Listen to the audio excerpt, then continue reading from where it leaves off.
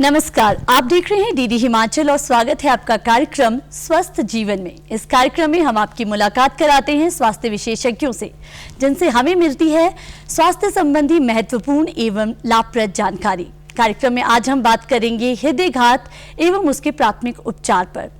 आज यदि हम वर्तमान समय की बात करें तो पूरे विश्व में हृदयघात का जोखिम बढ़ता ही जा रहा है। हर आयु वर्ग में यह खतरा बढ़ता ही जा रहा है। यदि समय पर इसका उपाय ना किया गया तो इसकी जो परिणाम है वो बहुत खतरनाक हो सकते हैं। अतः इसी दिशा में पूरे विश्व में 29 सितंबर को एक जागरूकता फैलाने के लिए जो है वर्ल्ड हार्ट डे मनाया जाता है। आज कार्यक्रम में हम इसी विषय पर अधिक जानकारी लेंगे और इस विषय पर अधिक जानकारी देने के लिए हमारे साथ है आईजीएमसी शिमला से कार्डियोलॉजी डिपार्टमेंट से professor and head doctor PC Negi ji. Doctor PC Negi, आपका कार्यक्रम में बहुत बहुत स्वागत है। धन्यवाद जी। जिस तरह से हम सभी बात कर रहे हैं कि 29 सितंबर को जो है वो वर्ल्ड हार्ट डे मनाया जाता है, तो डॉक्टर साहब सबसे पहले आपसे यही जानना चाहूँगी कि कब से ये दिवस मनाया जाता है और इसका उद्देश्य क्या है। डिम्पल जी, से आपने बताया कि आज के दिन हर साल विश्व हृदय दिवस के रूप में मनाया जाता है। ये लगभग 2000 से स्टार्ट हुई है और इस वर्ल्ड हार्ट डे बनाने का मुख्य मकसद ये रहता है कि लोगों में हृदय रोगों के बारे में के प्रति सचेत जगाएं, क्योंकि जो हार्ट डिजीज़ की वजह से जो ग्लोबल टोटल जो डेथ्स होती है लगभग 1/3 डेथ हार्ट डिजीज़ की वजह से होती है जी। क्योंकि देखा गया है कि हर साल दुनिया में लगभग 1.8 करोड़ लोग, लगभग दो मोटे समझ लो कि 2 करोड़ लोगों की मौतें हार्ट की बीमारियों की वजह से होता है और उसमें सबसे अहम कारण है हार्ट अटैक। जो टोटल कार्डियोवास्कुलर डिजीज़ है उसका 1/3 जो डेथ होता है हार्ट अटैक की वजह से हो जाता है जी। तो ये वर्ल्ड हार्ट डे बनाने का मेन मकसद ही है कि लोगों के अंदर ये इस चीज़ के बारे में जानकारी बढ़ाएं कि हार्ट डिजीज़ का क्या स्टेटस है और इसकी वजह से कितनी मौतें होती हैं, इसके कारण क्या है, क्या हम इससे बच सकते हैं। यही सारा उद्देश्य रहता है वर्ल्ड हार्ट डे बनाने का। जी, आपने हार्ट अटैक्स के बारे में भी बताया, तो आपसे सबसे पहले यही जानना चाहूँगी कि हम किस स्थिति में शरीर को कह सकते हैं कि हार्ट अटैक की स्थिति है और इसके कारण मुख्यतः क्या रहते हैं, क्योंकि आजकल हम हार्ट अटैक शब्द जो है वो बहुत ज़्यादा सुनने में आ रहा है, जो हम देखते हैं ये किसी भी आयु वर्ग में देखने को मिल रहा है। तो सबसे पहले मैं यही जानना चाहूँगी। हार्ट अटैक, जैसे आपने सही बताया कि पिछले कुछ सालों से हम भी ये देख रहे हैं कि यंग लोगों को हार्ट अटैक हो रहा है। देखें कि 20-20 साल की उम्र के लोगों को हार्ट अटैक होता है जी। और इसका मेन जो कारण रहता है हार्ट अटैक का कि ब्लड की जो सप्लाई है जी, जो खून, स्पेशल खून की नालियाँ जिसे हम कॉरोनरी आर्टरीज कहते हैं, उसके माध्यम से हार्ट के मसल्स को ब्लड की सप्लाई होती है और जब किसी कारणवश उसमें ब्लड की क्लॉटिंग जम जाती है उन आर्टरीज में, कॉरोनरी आर्टरीज के अंदर जी, और ब्लड की जो सर्कुलेशन है अचानक बाधित हो जाती है और अगर कुछ देर तक रह जाए, आधा पौना घंटा अगर ब्लड की सर्कुलेशन दोबारा से चालू ना हो तो हार्ट के मसल्स परमानेंटली क्षतिग्रस्त हो जाते हैं। हम इस अवस्था को कहते हैं हार्ट अटैक जी। अब रही बात यह कि ब्लॉकेज आती क्यों है जी, उसके कई सारे कारण हैं। इसका मेन मुख्य कारण है कि ये सीधा हमारी जीवन शैली से जुड़ा है जी। पिछले कुछ दशकों में हम देख रहे हैं जैसे हिमाचल के अंदर भी लोगों की आर्थिक स्थिति इम्प्रूव हो गई है, इकोनॉमिक ट्रांजिशन के चलते लोगों की लाइफस्टाइल में भी ट्रांजिशंस आई है जी। और इसमें सबसे मेजर जो चेंजेस जो ट्रांजिशन आए उसमें है कि फिज़िकल एक्टिविटी का कम होना। लोग ज़्यादातर सीडेंटरी लाइफस्टाइल लीड करते हैं, चलना फिरना ओवरऑल कम हो गया है, खान पान चेंज हो गई है। जो ट्रेडिशनल डाइट्स होते थे वो चीज़ प्रैक्टिकली अब बिल्कुल ख़त्म हो गया है जी। लोगों ने जो ट्रेडिशनल इंडिजिनस जो अनाज उगाना बंद कर दिए और हम लोगों का स्टेपल डाइट क्या आज के डेट में चावल और गेहूँ जी। तो ये अपने आप में परिपूरक नहीं है, क्योंकि हमें स्वस्थ रहने के लिए पौष्टिक आहार का लेना बहुत ज़रूरी रहता है जी। और जो जितने भी डाइवर्स सोर्सेज रहते थे पहले अनाजों का, अनाज के रूप में उस पर सभी पौष्टिक तत्व मौजूद रहते थे, इसलिए बीमारियां उन दौरान कम होती थी। तो ये एक तो ये है कि आपका जो खान पान का जो ट्रांजिशन हुआ है, साथ ही साथ जो फास्ट फूड का प्रचलन काफ़ी बढ़ गया है। गांव के अंदर भी आप देखते हो कि ब्रेड वगैरह अब अवेलेबल है। जो भी चीज़ें आपके रिफाइंड ग्रेन से बनी होती है, जैसे ब्रेड हुआ, नूडल्स हुए, मैगी हुआ, जो लोग गांव में भी इसका काफ़ी प्रचलन रहता है, तो इनमें कैलोरीज रहते हैं, एनर्जी रहती है, उसे बॉडी के अंदर फैट बन जाता है। लेकिन इनके अंदर जो पौष्टिक तत्वों की कमी, जो माइक्रो न्यूट्रिएंट्स कहते हैं, विटामिन्स होते हैं, एंटीऑक्सीडेंट्स होते हैं, ये हमें स्वस्थ रखने के लिए इन माइक्रो न्यूट्रिएंट्स की बहुत ज़रूरत पड़ती है। इस तरह के पदार्थों में बिल्कुल इन चीज़ों की कोई मतलब उसमें कोई उपलब्धि नहीं रहता ये माइक्रो न्यूट्रिएंट्स। तो इसीलिए हम लोग इस तरह की चीज़ें जब खाते हैं तो हम लोगों के अंदर, शरीर के अंदर जो फैट की मात्रा बढ़ जाता है। इन माइक्रो न्यूट्रिएंट्स की कमी होने से शरीर में खून की कमी हो जाती है। मरीज़ जनरली ये कंप्लेन करता है थकावट हो रही है, जल्दी थक जाते हैं, एनर्जी लेस रहती है। तो ये सारे जो चीज़ें न्यूट्रिशनल चेंज की वजह से एक मेजर इंपॉर्टेंट कारण है जी। साथ ही साथ जैसे मोटापा बढ़ता है तो कई सारी बीमारियों का उत्पत्ति होता है। जैसे आपके डायबिटीज़ है, मधुमेह जिसमें शुगर की मात्रा बढ़ती है ब्लड के अंदर, कोलेस्ट्रॉल की मात्रा बढ़ता है, ब्लड प्रेशर होने के चांसेस, जिन लोगों का शरीर का वज़न नॉर्मल से ज़्यादा रहता है उनमें ब्लड प्रेशर होने के चांसेस ज़्यादा रहते हैं। तो high BP, sugar, high cholesterol एक एस्टेब्लिश्ड कारण है आर्टरीज़ में ब्लॉकेज की, और उसके चलते डिजीज जैसे आर्टरीज़ के वॉल के अंदर जो फैट की मात्रा जमने लगती है तो उसके ऊपर अचानक ब्लड क्लॉट जम जाता है और ब्लड की सर्कुलेशन अचानक बाधित हो जाता है, और इस अवस्था को हम कहते हैं हार्ट अटैक जी। तो ये कुछ मुख्य कारण हैं जो हमारे जीवन शैली से जुड़े हैं। खान पान और फिजिकल इनएक्टिविटी, मोटापे के साथ साथ धूम्रपान में एक इम्पॉर्टेंट कारण है जी। जो लोग धूम्रपान ज़्यादा करते हैं, कम उम्र में उन्होंने स्टार्ट किया है, काफ़ी अरसे से कर रहे हैं, तो ये प्रोपोर्शनेटली आपके रिस्क को बढ़ाती है आर्टरीज में ब्लॉकेज होने के लिए। साथ ही साथ heart attack type serious complication इस तरह के लोगों में ज़्यादा पाया जाता है जी। डॉक्टर नेगी, यदि हम लक्षणों की बात करें, क्योंकि उसी से अंदाज़ा लगाया जा सकता है कि आखिर हमें क्या समस्या है, तो लक्षण किस तरह के रहते हैं हार्ट अटैक से पहले कि व्यक्ति ये समझ सके कि शायद उसे जो है ये समस्या हो गई है? आपने बहुत ही अच्छा क्वेश्चन पूछा। हम ये देख रहे हैं कि लोगों में लक्षणों की जानकारी के अभाव में हॉस्पिटल में देरी से पहुँचते हैं जी। जैसे मैंने बताया कि इसका मुख्य कारण होता है सडनली ब्लड के क्लॉट के जम जाने से ब्लड की सर्कुलेशन बाधित होती है, हार्ट को ब्लड की सप्लाई बंद हो जाने की वजह से हार्ट क्षतिग्रस्त हो जाता है। तो जितना जल्दी ब्लड का सर्कुलेशन रिस्टोर होगा, क्लॉट को हम डिसॉल्व करेंगे, उतना जल्दी उतना ही ज़्यादा हम हार्ट को बचा सकते हैं जी। और इस करके जो चलते जो डेथ्स हो सकती है अदरवाइज, वो डेथ्स को भी हम कम कर सकते हैं। तो इस हम कैसे जाने कि मरीज़ को हार्ट अटैक हो रहा है, एक बहुत ही वाजिब सवाल है आपका। तो इसके कुछ लक्षण होते हैं, हर व्यक्ति को इन लक्षणों के बारे में जानकारी बड़ी ज़रूरी है। सबसे कॉमन लक्षण होता है सीने में दर्द, और ये कोई ऐसे पॉइंटेड पेन नहीं होते कि आपके इस पॉइंट पे हो रहा है, कभी इस पॉइंट पे हो रहा है, ये पूरे एरिया में फैलता है और धीरे धीरे दर्द काफ़ी बढ़ जाता है। और ये दर्द कई मरीज़ों में बाएं बाजू में जा सकती है, कई बार बाएं बाजू में, दाहिने बाजू में भी जा सकता है, कई बार दोनों बाजू में जा सकती है।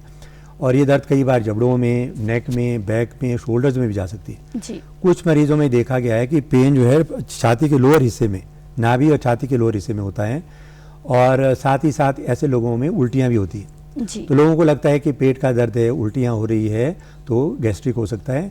तो उनको लगता नहीं कि ये सीधे हार्ट के अटैक के लक्षण हो सकते हैं और हॉस्पिटल आने में देरी करते हैं। और ऐसे कई सारे मरीज़ों की इस तरह के लक्षणों के बाद कुछ घंटे के अंदर, कुछ मिनटों के बाद सडनली डेथ भी हो सकती है जी। तो ये लक्षण है इस हिस्से में, बॉडी के इसमें नाभि के ऊपर वाले हिस्से में पेन हो, उल्टियाँ हो, ठंडे पसीने आए, चक्कर आने लगे, खासकर बैठ के उठते हुए अंधेरापन आने लगे, ये लोगों को समझना चाहिए कि ये लक्षण हार्ट अटैक के हो सकते हैं।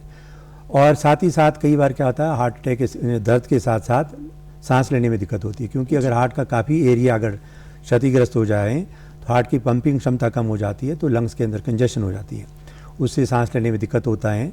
तो मरीज़ को अगर सीने में दर्द हो, साथ साथ सांस लेने में दिक्कत हो रहा हो, ठंडे पसीने आए, उल्टियाँ हो, अचानक वीकनेस का एहसास हो जाए, चक्कर, अंधेरापन आए, तो ये सारे लक्षण, ज़रूरी नहीं कि हर व्यक्ति में हर सारे लक्षण हो, इनमें से कुछ लक्षण ज़रूर होंगे। और इनकी जानकारी अगर हर व्यक्ति को हो तो मैं समझता हूँ कि जो डिले हम देख रहे हैं कि हॉस्पिटल आने में देरी हो रही है, उसको हम कम कर सकते हैं जी। तो डॉक्टर साहब, आप कहना चाहते हैं कि ये जो लक्षण हैं, जैसे ही ये दिखते हैं वैसे ही जो व्यक्ति है उसे जल्द से जल्द जो है हॉस्पिटल पहुंच जाना चाहिए? बिल्कुल बिल्कुल जी। डॉक्टर नेगी, यदि हम दर्द की बात करें, जैसे आपने कहा कि वो पूरी बॉडी में कहीं भी हो सकती है, तो क्या किसी स्पेसिफिक जगह से ये शुरुआत होती है कि हाथ से ही शुरू होगी या फिर बाजू में कहीं से भी शुरुआत हो सकती है? कई बार क्या होता है कि लोगों में बाजू का दर्द ज़्यादा, छाती में हल्का दर्द जी, उनको लगता है बाजू में दर्द, लेकिन बाजू का दर्द जरूरी नहीं कि हार्ट अटैक से भी हो, कई बार सर्वाइकल के भी वजह से हो सकती है, कई बार शोल्डर में जॉइंट के पेन की वजह से भी हो सकती है। लेकिन हम सिम्टम्स की हम जब आंकलन करते हैं तो हमें पता लगता है कि ये बाजू का दर्द हार्ट अटैक से हो सकता है, जी। क्योंकि ऐसे व्यक्तियों में सीने में भी थोड़ी कई बार जलन सी हो जाती है, जी। दबाव सा पड़ता है, बाजू में दर्द होता है, मूवमेंट से कम ज़्यादा नहीं होगी। जी।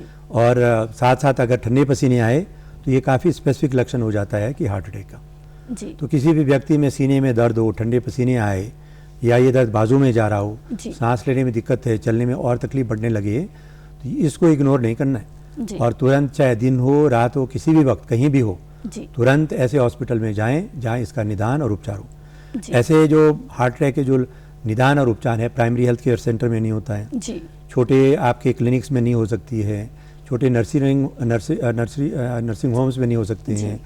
तो जनरली सिविल हॉस्पिटल लेवल की हॉस्पिटल या डिस्ट्रिक्ट हॉस्पिटल हो या कम्युनिटी हेल्थ सेंटर हो, खासकर शिमला डिस्ट्रिक्ट की हम बात करते हैं तो हमने पूरे हर ब्लॉक के अंदर 1 या 2 हॉस्पिटल ऐसे होंगे जहां पे इसका निदान और उपचार संभव है।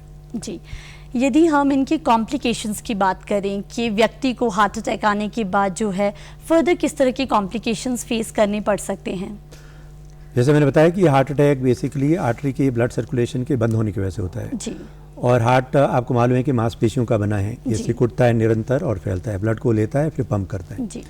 तो अगर काफ़ी बड़ा एरिया हार्ट का अगर डैमेज हो जाए तो हार्ट की पंपिंग क्षमता कम हो जाएगी। जी। तो ये कॉम्प्लिकेशन, मेजर कॉम्प्लिकेशन तो ये कि हार्ट फेलियर, जिसे कहती है हार्ट वीक होने की वजह से, हार्ट की पंपिंग जो क्षमता है वीक होने से, इस अवस्था को हम कहते हैं हार्ट फेलियर। ऐसे मरीज चलने फिरने में अक्षम होते हैं, सांस फूलने लग जाता है, सीने में भारीपन और बढ़ने लगता है, कई बार इससे सडन डेथ भी हो सकती है। हार्ट अटैक के दौरान दर्द के बाद आपने ये सुना होगा कि मरीज को थोड़ा सीने में दर्द हुआ, पसीने आए, जलन सी हुई और सडनली आदमी कोलैप्स हो गया। जी। तो सडन कार्डियक डेथ भी एक मेजर अनफॉर्चुनेट कॉम्प्लिकेशन है हार्ट अटैक का। जी। So weak heart, sudden death major important complication है। बट कई बार हार्ट की जब डैमेज हो जाता है तो हार्ट के अंदर क्लॉट जम जाता है, उस क्लॉट के जम जाने, और जो क्लॉट है हार्ट से अगर डिसलॉज हो जाए, ब्रेन में चले जाए तो स्ट्रोक भी हो सकता है। जी। तो हार्ट अटैक के दौरान कई मरीजों को स्ट्रोक भी हो सकता है, हार्ट फेलियर हो सकता है और सडन डेथ भी हो सकती है। जी। डॉक्टर साहब, जैसे आपने कहा कि हार्ट अटैक अचानक कभी भी हो सकता है, हमें जो सिम्टम्स हैं वो कुछ समय पहले दिखने शुरू हो जाते हैं, तो क्या डॉक्टर साहब इस तरह का कोई टाइम पीरियड रहता है कि कितने समय पहले से जो हैं कुछ अलग अलग जो सिम्टम्स हैं वो हमें दिखने शुरू हो जाएं? कुछ मरीजों में ये है कि जैसे हमारे पास जैसे मरीज आते हैं हार्ट अटैक के बाद, हम पूछते हैं उनको, हिस्ट्री पूछते हैं, जी। जानने की कोशिश करते हैं कि इस मेजर चेस्ट पेन से पहले क्या उनको कोई लक्षण थे या नहीं थे। जी। तो कई मरीजों में ये पाया जाता है कि चढ़ाई चढ़ते हुए तेज चलने से पिछले 1-2 महीनों से उनको भारीपन लगता था। जी। लेकिन उस मरीज ने जानकारी के अभाव में इसको इग्नोर किया। ये एक इम्पॉर्टेंट वार्निंग साइन लक्षण था। जी। क्योंकि जब भी कोई भी व्यक्ति चढ़ाई चढ़ने में, तेज काम करने में दबाव हो, जी। रेस्ट से ठीक हो जाए, तो ये लक्षण आर्टरी में ब्लॉकेज के लक्षण हो सकते हैं। लेकिन क्रिटिकल टोटल ब्लॉकेज नहीं है, लेकिन आपका 70-80% आर्टरी के अंदर ब्लॉकेज है। जब भी मरीज कुछ एक्सरसाइज करता है, चलता है, तेज चलता है, तो हार्ट को ज़्यादा ऑक्सीजन की ज़रूरत पड़ती है। अगर ब्लॉकेज क्रिटिकल हो तो जितनी ऑक्सीजन की रिक्वायरमेंट है, ब्लड सप्लाई की रिक्वायरमेंट, उतना नहीं मिल पाता है, तो मरीज़ को सीने में दर्द या सांस लेने में दिक्कत, सांस फूलने, ये जो लक्षण हैं ये उसके लक्षण हो सकते हैं।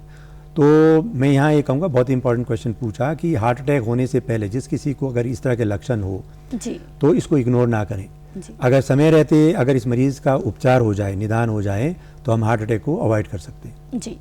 डॉक्टर साहब, अगर मान लीजिए सारे सिम्टम्स के बाद भी किसी को अचानक से हार्ट अटैक आ जाता है, तो वो किस तरह का प्राथमिक उपचार जो है, जिसकी हम कई बार बात सुनते हैं कि प्राथमिक उपचार जो है वो दिया जा सकता है, तो वो किस तरह का रहता है? प्राथमिक उपचार बेसिकली 2 चीज़ें हैं। एक तो ये है कि जैसे आपको लग रहा है कि लक्षण हो गए जी। और लक्षण के चलते मरीज सडनली कोलैप्स हो गया, जी। अगर उस कोलैप्स अवस्था में इसका मतलब है कि हार्ट की धड़कन रुक गई है, जी। तो उसमें आपको आर्टिफिशियल जो चेस्ट कंप्रेशन देते हैं, जैसे हम कहते हैं बेसिक लाइफ सपोर्ट, मरीज को सीधा ज़मीन पे लटा दो जी। और छाती में दोनों हाथों के, एक हाथ के ऊपर दूसरे हथेली से जी। चेस्ट में यहाँ पे पूरा आप घोड़ों के सारे बैठो जी। और पूरा आपका बॉडी का वेट चेस्ट पे आना चाहिए। जी। लगभग 1 मिनट में 60 बार अगर चेस्ट तुरंत अगर कंप्रेशन करें तो चांसेस ये है कि मरीज की जो दिल की धड़कन जो रुक गई है रिस्टोर हो जाए। जी। अचानक मरीज होश में आ सकता है। जी। ये चीज़ में अगर जितना डिले करेंगे उतना सक्सेसफुल रिससिटेशन के चांसेस कम है। जी। तो मरीज जैसे ही कोलैप्स हो जाए, सांस लेना बंद हो जाए, नब्ज नहीं चले, तुरंत लटाओ और उसको चेस्ट को कंप्रेस करना शुरू करो 1 मिनट में 60 बार। पूरा बॉडी का वेट लगाकर चेस्ट मूव हो जानी चाहिए जी। और अगर ऐसे अवस्था में अगर हॉस्पिटल ले जाएंगे तो रास्ते में निश्चित रूप पे वो मरीज मर जाएगा जी। वो नहीं बच सकता है जी। तो ये जो रिससिटेशन है सडन डेथ के दौरान, जो खासकर फर्स्ट मिनट के अंदर अगर रिससिटेशन, अगर हर आदमी को इसके बारे में नॉलेज हो, लिटा करके चेस्ट को कंप्रेस करने का जो तरीका किस तरह से हमें करना चाहिए वो चीज़ पता हो, तो 2-3 मिनट तक कंप्रेस करने के बाद चांसेस ये कि मरीज रिवाइव हो जाए जी। एक तो चीज़ रहा वो। जी। दूसरा यही है कि मरीज को चलाना नहीं चाहिए जी। जितना चलेंगे हार्ट को और ज़्यादा ऑक्सीजन की ज़रूरत पड़ेगी, ऑलरेडी ब्लड की सप्लाई बाधित है, तो क्या होएगा कि और ज़्यादा तेज़ रफ्तार से हार्ट के मसल डैमेज हो जाएंगे जी। तो उनको या तो आप जो स्ट्रेचर हो, खाट हो, जी। जैसे भी हो, पीठ पे चले रास्ते तक ले जाने के लिए उनको चला के ना ले जाएं जी। और चाहे दिन और रात, जैसे मैंने शुरू में बताया है कि ऐसे मरीजों को तुरंत हॉस्पिटल में ले जाएं। आज नेशनल एम्बुलेंस हेल्थ सर्विस हमारे पास उपलब्ध है, 108 पे आप उसको रिंग कर लीजिए, कॉन्टैक्ट किए, और अगर वो अवेलेबल नहीं है तुरंत, अगर घर में अगर गाड़ी है, कोई भी ट्रांसपोर्टेशन फैसिलिटी अगर उससे पहले अगर अरेंज कर सकते हैं, कोशिश ये होनी चाहिए कि जल्दी से जल्दी आप सिविल हॉस्पिटल में हो अपने एरिया के जी। या कम्युनिटी हेल्थ सेंटर जहाँ ECG वगैरह होता है, ऐसे हॉस्पिटल में जाएं और वहाँ पे इसका डायग्नोसिस होता है और उसको जीवन रक्षक टीका, जिसे हम कहते हैं कि थ्रोम्बोलिटिक थेरेपी कहते हैं मेडिकल टर्मिनोलॉजी में, इस इंजेक्शन का काम होता है जो क्लॉट की वजह से जो ब्लड की सर्कुलेशन सडनली बाधित हो जाती है उसको पिघला देती है इंजेक्शन आधे पौने घंटे में, और ब्लड की सर्कुलेशन दोबारा चालू हो जाता है, मरीज़ को दर्द कम होने लगता है और फर्दर डैमेज से हम बचा सकते हैं। तो इसीलिए हम स्ट्रेस करते हैं कि जल्दी से जल्दी पहुँचे, जितनी जल्दी ये इंजेक्शन लगे उतना जल्दी कारगर ज़्यादा इफेक्टिव होगा, क्लॉट जल्दी डिज़ोल्व होगा, जितना लेट होता है क्लॉट भी डिज़ोल्व नहीं होगा, और ऑलरेडी जितना जो डैमेज होना होता है वो ऑलरेडी डैमेज हुआ होता है। जी। डॉक्टर नेगी, आपने डायग्नोसिस की बात की, तो कौन से ऐसे प्रथम स्तर के टेस्ट हो सकते हैं जिससे कि ये आइडिया लग सकता है कि जो है हार्ट अटैक की समस्या है?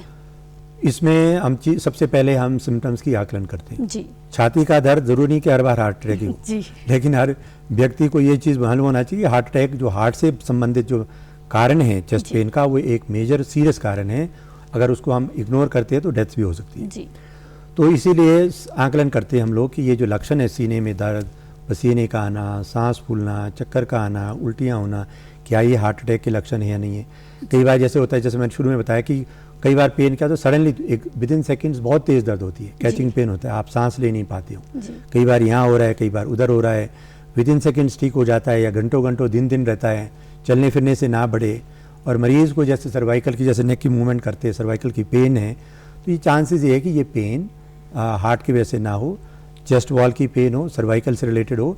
लेकिन मैं यही कहूँगा कि मरीज़ अपने लेवल पे डिसाइड ना करें, क्योंकि कई बार एटिपिकल सिम्टम्स भी हार्ट अटैक में हो सकते हैं, ऐसा नहीं है कि इस तरह के लक्षण हार्ट अटैक में नहीं होते। तो साथ साथ लक्षणों के आकलन के साथ साथ हम ECG करते हैं। ECG में हमें पता लग जाता है कि ये जो चेंजेस जो अगर मिले हमें ECG में, तो ये जो चेंजेस है अगर सिम्टम्स के साथ कोरिलेट करते हैं तो हार्ट अटैक होने के चांसेस, ये जो चेंजेस है हार्ट अटैक के चेंजेस हो सकते हैं। कई बार ये भी देखा गया है कि सिम्टम्स बिल्कुल टिपिकल लगते हैं हार्ट अटैक के, लेकिन ECG में चेंजेस नहीं होते शुरुआत के दौर पे। जी। तो ये हम नॉर्मल ECG करके हम ये नहीं वो कर सकते हैं कि ये हार्ट अटैक नहीं है, तो हमें ऑब्जर्व करना पड़ता है। मरीज़ को हम ऑब्जर्व करते हैं, 1 घंटे के बाद दोबारा ECG लेते हैं। एक ब्लड टेस्ट होता है जिसे कहते हैं ट्रॉप टी टेस्ट, जो शुगर की तरह ग्लूकोमीटर की तरह किट बेस्ड होता है। ब्लड का ड्रॉप लेकर के उसको हम करते हैं, 15 मिनट में उसकी रीडिंग आती है। कई बार जैसे हार्ट अटैक से जो मार्कर रिलीज होते हैं सर्कुलेशन के अंदर, हम उसके लेवल को मेजर करते हैं इस ट्रॉप टी से। अगर ये रेज्ड हो, ECG में चेंजेस हो, सिम्टम्स टिपिकल हो, तो ये हार्ट अटैक होता है। जी। डॉक्टर साहब, हम एक बात हमेशा सुनते हैं कि precaution is better than cure, तो कौन सी ऐसी सावधानियां हैं जो हम हार्ट अटैक के लिए पहले से रख सकते हैं जिससे ये समस्या हो ही ना? ये बहुत ही सबसे इम्पॉर्टेंट क्वेश्चन है। हर व्यक्ति को कोशिश करनी चाहिए कि अपनी जीवन शैली सुधारें। जी। जैसे शुरू में बताया कि खान पान पे ध्यान ज़रूरी दें, हेल्दी चीज़ें खाएं। हेल्दी चीज़ें से अभिप्राय हमारा है सीजनल वेजिटेबल, फ्रूट्स, हर व्यक्ति को लगभग आधा 400 ग्राम हर व्यक्ति को रोज़ खाना चाहिए। जी। ठीक। और होल ग्रेन बेस्ड खाना खाएं, जैसे दलिया होता है, जी। चक्की के आटे जो पिसा हुआ आटा है उसका रोटियां खाएं। मैदे के आटे ना खाएं, मैदे की रोटियां मैदे से बने, जैसे मैं बता रहा हूँ कि जैसे आपके ब्रेड हो गए, मैगी हो गए, कई सारे फास्ट फूड्स, जितने भी फास्ट फूड है, पेस्ट्री, केक जो भी बनाते हैं सारा मैदे के आटे के। ये बिल्कुल सिंपली आपको कैलोरीज एनर्जी देती है।